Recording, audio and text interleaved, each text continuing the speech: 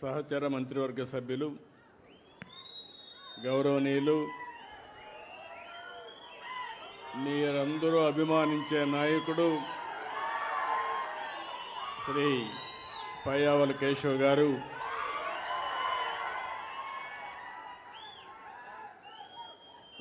గౌరవనీయులు ప్రజల మనిషి ఎప్పుడూ ప్రజల్లోనే ఉంటాడు. అదే మరిగా ఈరోజు సాగునీటి శాఖలో భారీ మార్పులు తీసుకొస్తున్నటువంటి నిమ్మల రామానాయుడు గారు,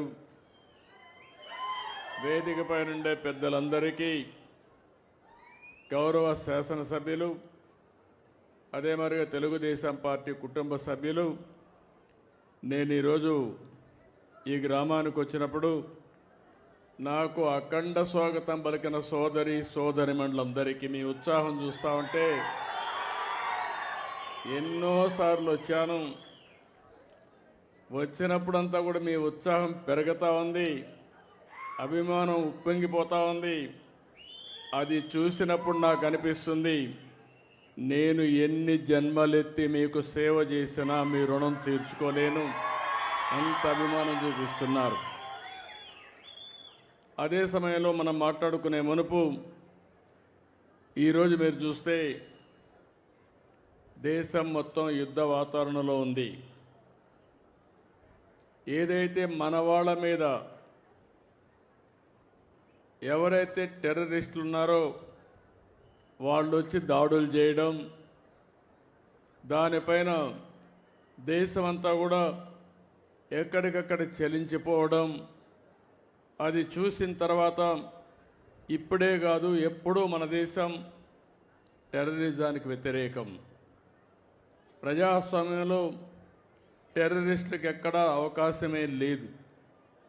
అలాంటిది మన దేశంలో ఎవరైతే మీరు చూస్తే దేశంలో చాలామంది వివిధ ప్రాంతాలకు చెందిన వ్యక్తులు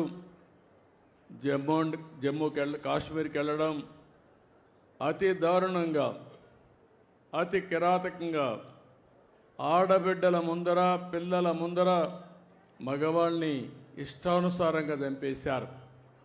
అది చూసినప్పుడు చాలా బాధేస్తుంది.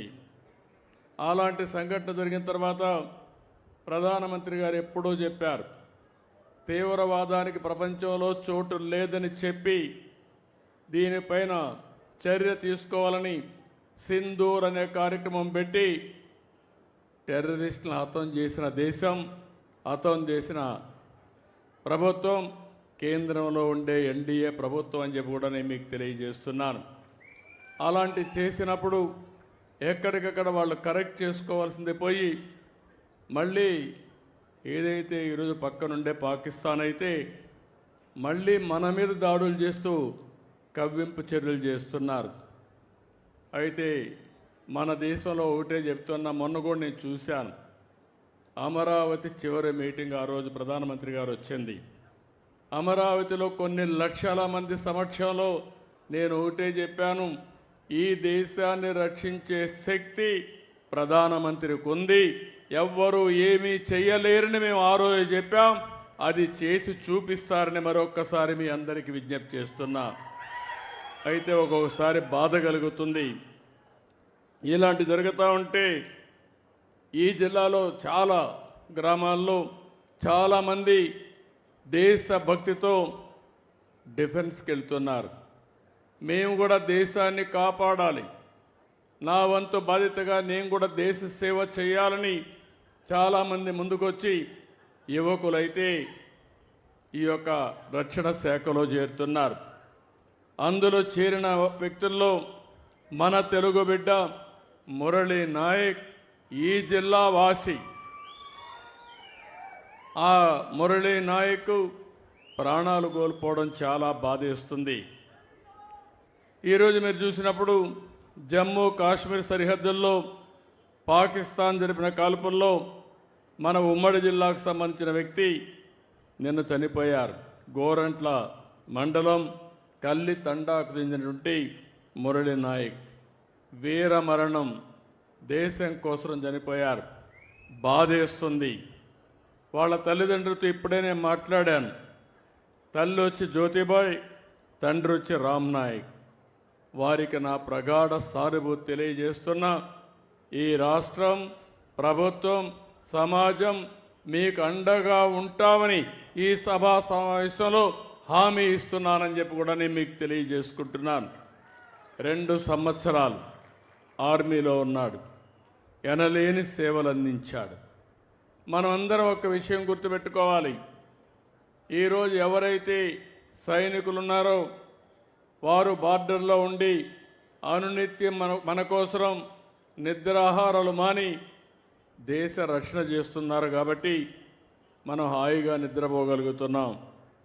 అలాంటి ఈరోజు మనం చూస్తూ ఉంటే కొన్ని దేశాలు ప్రజాస్వామ్యంలో ప్రపంచంలో ఎక్కడ కూడా హింసకు తావు లేదు. అందరూ కూడా ప్రగతిలో పోటీ పడవలసిన అవసరం ఉంది. దేశాన్ని అభివృద్ధి చేసుకుని ప్రజలకు మెరుగైన జీవన ప్రమాణాలు అందజేయాల్సిన విషయం ఉండాలి. కానీ ఎక్కడికక్కడ కవ్వింపు చర్యలు చేయడం, లేనిపోని సమస్యలు క్రియేట్ చేయడం చాలా బాధేస్తుంది. అయితే ఇలాంటి జరిగినప్పుడు మనం అందరం కూడా అండగా ఉండాలి. దేశభక్తితో ముందుకు పోవాల్సిన అవసరం ఉంది. మన రాష్ట్రంలో ఉండే అన్ని ప్రాంతాలు కూడా అప్రమత్తంగా ఉండాలి. దేశం చేసే పోరాటానికి ప్రతి ఒక్క వ్యక్తి సంఘీభావాన్ని తెలియజేయాలి. అండగా ఉంటామని నినదించి చెప్పాల్సిన అవసరం ఉందని చెప్పి కూడా నేను మీకు తెలియజేస్తున్నాను. అందుకే ఇప్పుడే కేశవ్ గారు అన్నట్టు భారత్ మాతాకి అంటే గట్టిగా చేయని మనమందరం నినదించడమే కాకుండా అండగా ఉండాలని చెప్పి మరొకసారి కోరుతున్నా. భారత్ మాతాకి, భారత్ మాతాకి, భారత్ మాతాకి. అదే సమయంలో ఎవరై చనిపోయారో, వీర మరణం పొందారో వారి కోసం 2 నిమిషాలు మురళీ నాయక్ ఆత్మకు శాంతి కలగాలని కుటుంబ సభ్యులకు ప్రగాఢ సానుభూతి తెలియజేసుకుంటూ 2 నిమిషాలు మౌనం పాటిద్దాం.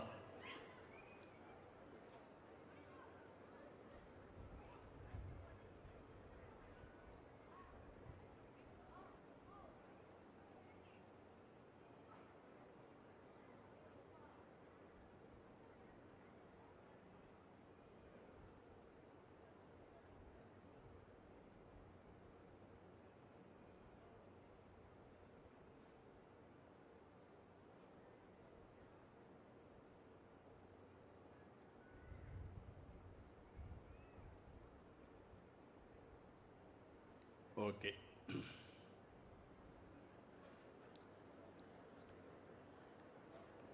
ఇప్పుడే కేశవ్ గారు ఒక విషయం చెప్పారు. ఓసారి జీవితంలో కొన్ని అవకాశాలు వస్తూ ఉంటాయి. కొంతమంది ఆ అవకాశాలు ఉపయోగించుకుని ముందుకు పోతూ ఉంటాం. 1996లో మార్చి 11వ తారీఖున నేనొచ్చి హంద్రీ నేవాక్ ఫౌండేషన్ ఉరవకొండ నియోజకవర్గంలో వేశాను. ఇది ఒక చరిత్ర అని చెప్పి కూడా నేను మీకు తెలియజేస్తున్నా. ఎగ్జాక్ట్గా దగ్గర 29 సంవత్సరాలు